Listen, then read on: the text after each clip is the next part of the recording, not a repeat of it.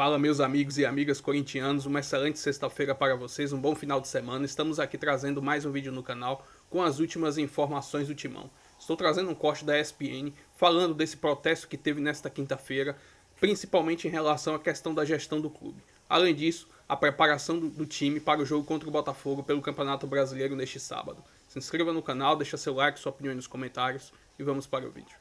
Corinthians, vamos trazer o Emanuel Araújo, direto da nossa redação aqui em São Paulo, que esteve ontem, acompanhou de muito perto a movimentação da torcida do Corinthians, a manifestação pacífica, e traz um pouquinho dos bastidores do que você viu ontem, né, amigo? E os desdobramentos para o dia de hoje aí, em meio à preparação do Corinthians também para o jogo do final de semana, meu amigo.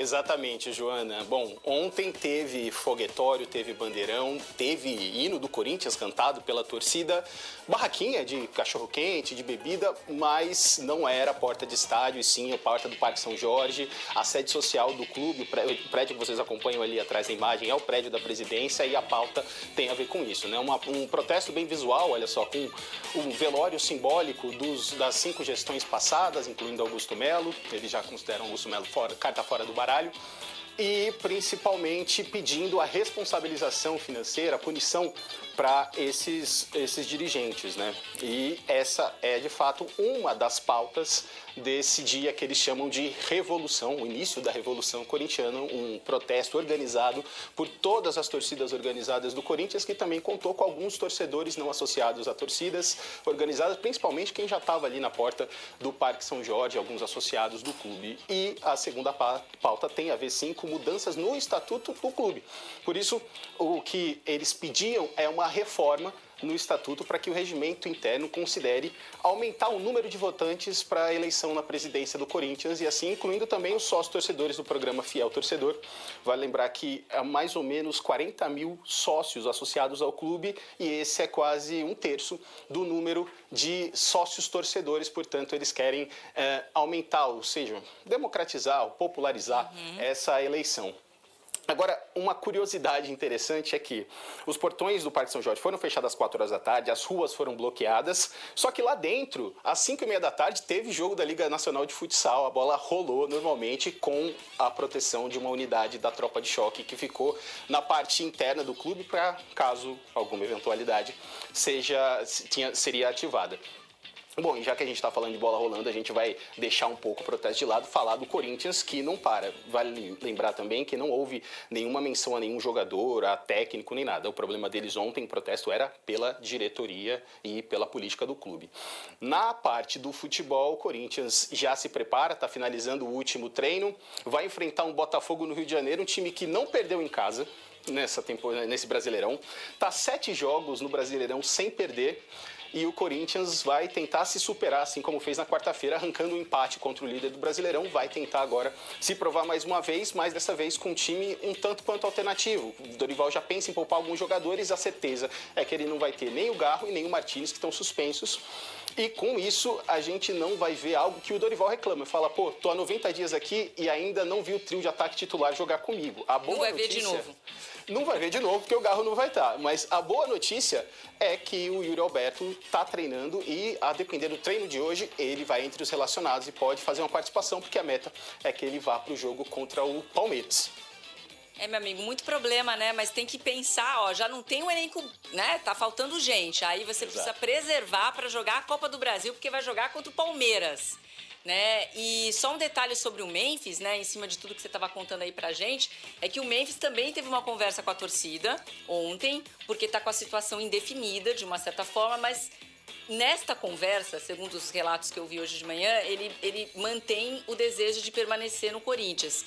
E, segundo eu apurei do lado da diretoria, que é interina, né, que está interinamente no comando, existe uma vontade de readaptar o contrato dele para que seja possível pagá-lo até o final do contrato. Então, tem essa questão para ser resolvida ainda. Então, é difícil a situação. Falta jogador, pode perder jogador. E aí tem essa história do Vitor Sá, que é um pedido do Dorival. A gente não sabe se ele vai ser atendido ou não, né, amigo? Muita coisa no dia a dia do Corinthians.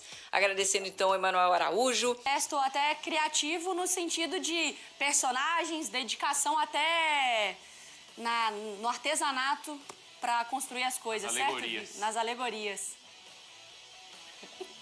Gente, não me façam rir nesse momento, é coisa séria. Protesto é coisa séria, a ideia realmente é para cobrar a diretoria, né, do Corinthians no momento político, mas sim, eles foram bem criativos em toda a encenação ontem, né? A gente viu ali mais centenas de torcedores em frente ao Parque São Jorge, a sede social do Corinthians, colocaram uma faixa em algum momento de fora ratazanas, a Polícia Militar chegou ali para conter a aproximação desses torcedores, né, no sentido de ter sido pacífico, foi na questão de que ninguém se machucou, né, mas em algum momento eles até atearam fogo em manequins que estavam ali com uma foto, né, do rosto do Roberto de Andrade, do Mário Gobi, do Duílio, do próprio Augusto Melo e também do André Sanches. Então, cobrando as questões que a gente viu que foram divulgadas sobre os gastos pessoais desses antigos dirigentes, do cartão corporativo do Corinthians, algumas esculturas, a gente pode chamar assim de papelão, enfim.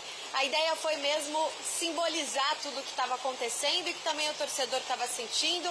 Foi a Gaviões da Fiel quem convocou o protesto, mas várias torcidas organizadas estavam presentes, além, é claro, de torcedores não relacionados a torcidas organizadas, mas estavam ali para cobrar esse momento do Corinthians de, como eles chamam, né? O nome da chapa leva transparência, mas a torcida cobrando justamente o oposto, né? A falta de transparência, o porquê, essa sensação de que o torcedor é sempre o último a saber das coisas relacionadas ao Corinthians dessa forma. Então também pediram mudança no estatuto, mais participação do Conselho Deliberativo. É claro que a gente vai ver ao longo do tempo o quanto isso pode ter sido bom ou não, né, para a relação do Corinthians, a aproximação do corintiano com o Conselho nesse sentido, mas foi realmente um protesto que chamou muita atenção, principalmente nas redes sociais, a gente tem bastante participação ali. Pelo menos, Mário, a notícia boa é que do lado do futebol, Yuri Alberto teve seu contrato renovado até 2030. O contrato era até 2027. O jogador fica, então, até 2030 com chance de jogar contra o Botafogo ainda nesse final de semana, amigos. Vamos para os próximos jogos do Corinthians, como você estava falando pra gente, a agenda, Vicky, com o Botafogo, então, na partida seguinte. Aí tem Palmeiras na Copa do Brasil, o Fortaleza e o Palmeiras no jogo de volta. Esse é o calendário aí do Timão, que não é uma sequência nada fácil. Não. André Donk. E o protesto? É legítimo, né? Porque a gente está falando de um clube, a gente até conversou, eu estava com o Breiler no 360, a gente estava falando disso. Se a gente fosse fazer pontos corridos, até o que eu tinha comentado, se a gente for fazer pontos corridos de administração no futebol brasileiro, tem um monte de gente para brigar por zona de rebaixamento, para sair da zona de rebaixamento. O Corinthians seria o lanterna, porque você está falando de um clube que vem de comandos, né? De diferentes administrações que deixaram problemas, tanto que o protesto não é só sobre a administração atual. Você está falando de questões de problemas na gestão e caso que envolveu até a polícia. Então, assim, é uma situação muito mais delicada, então o torcedor está no direito de fazer esse tipo de manifestação. Acho que é, inclusive, importante se manifestar nesse momento em que atravessa com uma situação tão delicada. E por muito tempo, desde o ano passado, se falava disso, de impactar o campo ou não, o Corinthians tem conseguido se blindar, teve arrancada contra o rebaixamento, ganhou o Campeonato Paulista, mas ultimamente você vê o quanto que isso tem impactado com toda essa situação do Memphis. E aí essa sequência pesada não ajuda em nada. Então o momento é bem complicado para o Corinthians, apesar de uma atuação em que teve mais energia, que o Dorival falou em relação ao clássico, né? Mas está longe de resolver os problemas, sobretudo fora de campo. O que você achou, Breiler?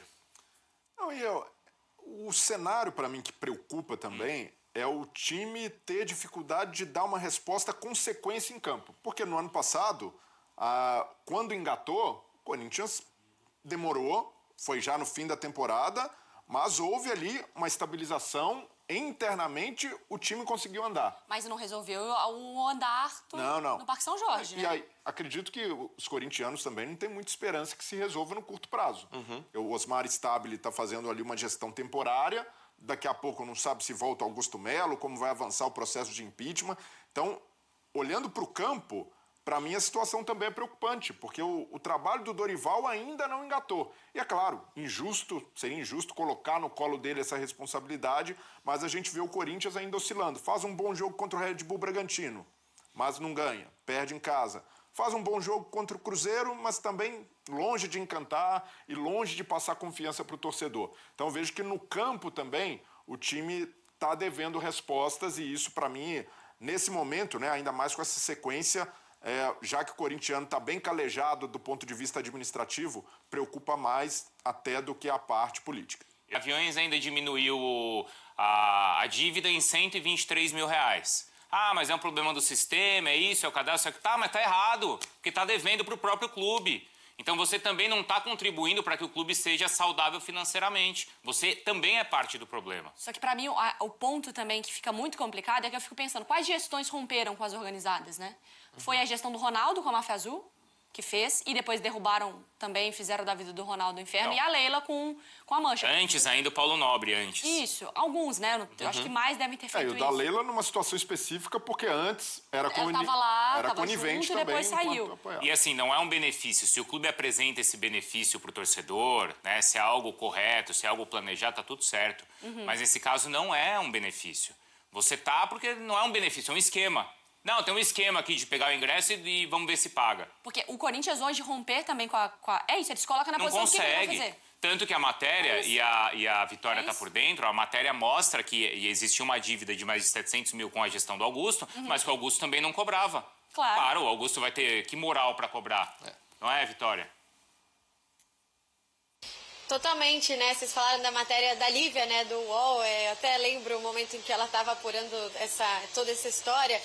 Teve um jogo em que a gente estava na Arena Corinthians. Inclusive, eu estava junto com a Lili e ela comentou sobre isso com a gente, que realmente teve acesso a esses valores elas deviam, né? E houve uma aproximação muito forte das organizadas com o Augusto Melo. Até por isso, né? A gente pode dizer que demorou bastante para o Augusto Melo para ser passado para frente toda a situação do conselho, enfim, o impeachment acontecer. E aconteceu da forma como aconteceu, né? E agora a quantidade de notificações que o Corinthians também está fora, né? São de quem está devendo questão de despesa pessoal, mas teve as notificações relacionadas ao contrato da empresário de... A conexão da Vitória acabou caindo, acho que com a chuva, com todo esse momento aí, a Vicky ficou incomunicável, mas daqui a pouco ela volta também para trazer mais detalhes. O clima tá pesado. Mas qual que é a solução do Corinthians? É difícil você O torcedor vai lá protestar, certo? Eu queria até dos torcedores do Corinthians que puderem mandar pra gente aqui nas redes sociais. O que pra vocês é uma medida de agora? É SAF? É a salvação? Do jeito que tá, eu também não confio nos caras que vão votar pra aprovação da SAF. Então, esse é o problema. Tô traumatizado com o SAF. É difícil você ter uma resposta de imediato, assim, com... assim, talvez o caminho para resolver o Corinthians é o que ninguém vai querer, inclusive o torcedor. É um time, talvez, numa situação bem menos pretensiosa em termos esportivos, para você regularizar a situação. Mas não é isso, a questão é quem vai fazer esse time mesmo. Exato. Quem vai ser o chefe que vai pensar num planejamento pro Corinthians. O mundo ideal acho que seria vindo alguém de fora, mas assim, como que você vai fazer isso? Nessa roda que tem gente competente, como muitas pessoas competentes passaram recentemente por cargos diretivos até do Corinthians, mas essas pessoas não sobrevivem. Não existe um bilionário, torcedor do Corinthians, como tem do Grêmio, que botou dinheiro. Deve ter, só que quem vai botar o dinheiro ali? Não. Mas você também tá calejado Não de quero falar bilionário. sobre Mas aí eu sou antibilionária agora. isso. A pessoa pode ter dinheiro, pode ter competência, pode ter boa intenção, não é, Vitória? Mas nesse ambiente político viciado, ele não sobrevive. Porque tem rabo preso com o outro, como a gente está vendo nesse protesto todo aí, Vitória. O que eu estava falando naquele momento era que, sim, houve uma aproximação muito grande, por exemplo, das organizadas com o Augusto Melo, né? A permanência do Augusto Melo por um bom tempo, ela teve ali consolidada também por essa aproximação com as torcidas. E algo que agora está acontecendo, né, com a saída do Augusto Melo, é a quantidade de, por exemplo, de notificações que o Corinthians, né, que o clube está recebendo de intermediários de fora. Por exemplo, na própria negociação da Vai de Bet, em que a gente viu que foram vários indiciados e depois o Ministério Público já os tornou réus.